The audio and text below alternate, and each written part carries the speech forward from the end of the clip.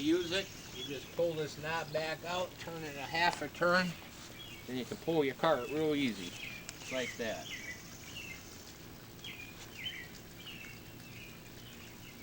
It's running wise, it goes at a pretty good pace. I mean, it don't make you walk real fast, and you're not real slow. But if I do want to go faster, all I gotta do is go down to the next size smaller sprocket on the back right here, which I'll probably order and put it on and see how that works. But for now, I'm going to leave it like this. Now don't forget what I told you, when you buy this sprocket, it comes with an 1 1/4 inch hole in the center, and that's 1.1 inch 250 thousandths. So since that drum was turned down to 1 inch 139 thousandths, I had to put a bushing inside this sprocket.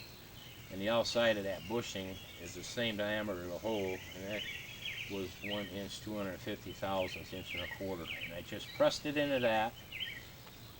And the inside diameter of that bushing had to have been cut down on the lathe to fit over the top of this drum, so inside that bushing was 1 inch 139 thousandths too. And after that bushing was pressed in there, I re-drilled those holes, those 2 holes, at a 90-degree angle all the way through the sprocket here, into the bushing and all the way through the bushing.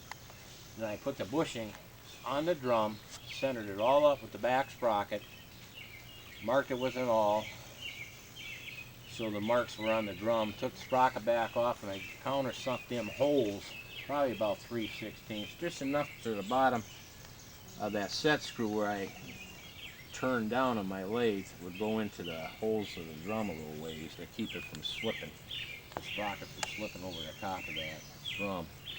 There is a key slot in this sprocket too. I could have probably cut a key slot inside the drum, put a keyway, but it was quicker for me to do it this way with the set screws. And after I done all that and put the sprocket back on the drum, I put this outside housing back over the winch and bolt it back on.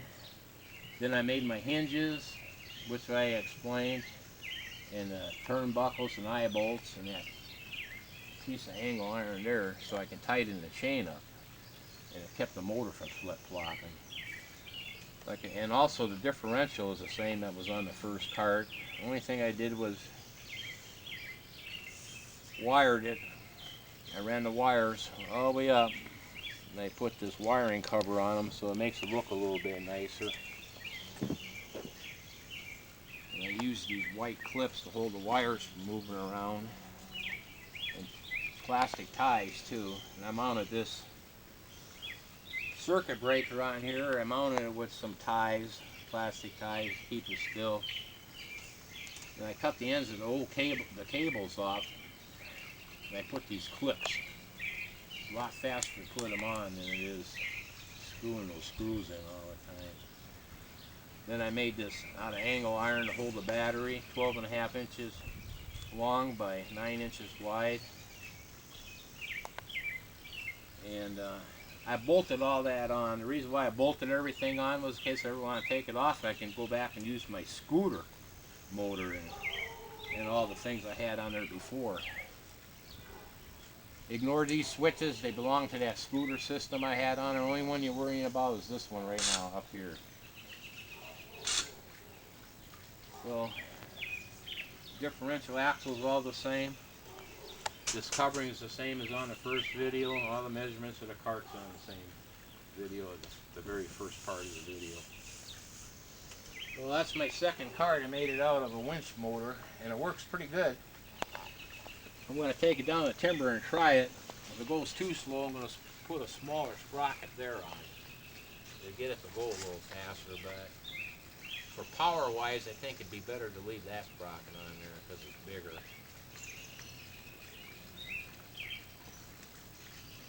And that sprocket there is 8 3/4 to 60 teeth, and that one there is 3 inches 26 teeth. And it measures 1.5 inches wide this way. Alright, that's all I gotta say about my second cart. This one works a little bit better. I like it better than the first one. This one was cheaper to make too, because I had less stuff to put on it. That motor there and the battery was a lot cheaper than buying that scooter stuff and putting it on that first cart. And it got more power. The other cart didn't have as much power, but I put a 1,000-watt motor on that other cart in the first part of the video. Don't have that 500 watt on that one no more. It's got 1,000. But I still like this system better. And I'm still looking for a manufacturer that might be interested in making it for me. Well, thank you very much. Bye.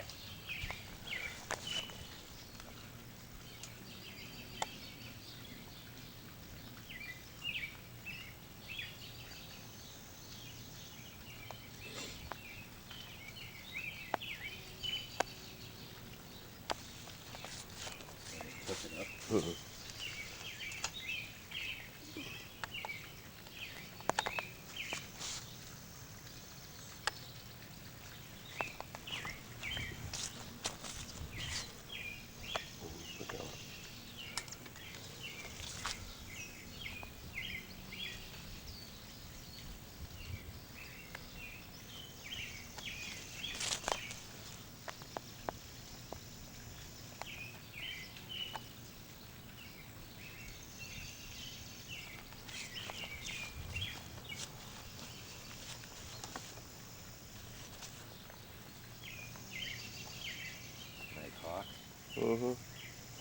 It'll pick it up.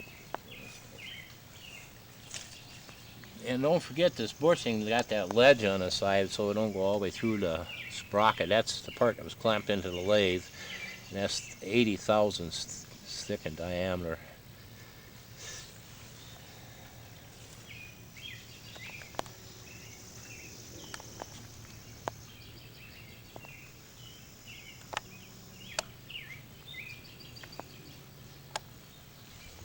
I'm going to try this one more time, run it one more time.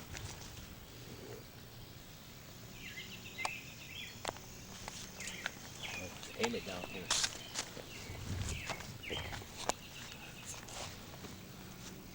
Wait. Alright, this is that part of the drum you pull out like this, then you turn it like that. Give it a little roll.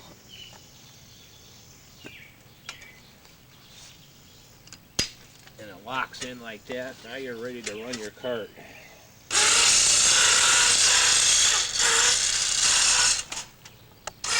Reverse. And reason why I sunk them set screws down into that drum 3/16 because there's working parts that are inside that drum. That's how you can. That's the reason you can do all this. So you don't want to sink them too deep. Your screws would hit this stuff that's inside of that drum. I drilled it just deep enough to lock them screws in, and I put Loctite on the threads to keep them from coming out. And it's lined up pretty good. Yeah. That's all I needed to show you on this cart. A lot of it's still the same from the first cart, but I did change all this wiring and the switch and the motor. And I'm looking for a manufacturer. This is a lot cheaper to build, and it works just as good. All right, thank you very much. I forgot to tell you one more thing. This is that chain tightener here, and it also keeps the motor from flip-flopping. If you ever run out of adjustment on that, these pillow bearings I got mounted on this cart, it explains all that on the first part of the video with the scooter cart. You can loosen these nuts right here and these bolts on both sides, and you can move that. This pillow bearing's got a slot cut in about 1 inch long. You can move the wheels back and forth too, and that'll also tighten the chain up. So if you run out there, you got this back here also. All right, that's all I need to tell you. Thank you, and I hope somebody's interested in making my cart, because it runs real good and it was cheap to make. All right, thank you.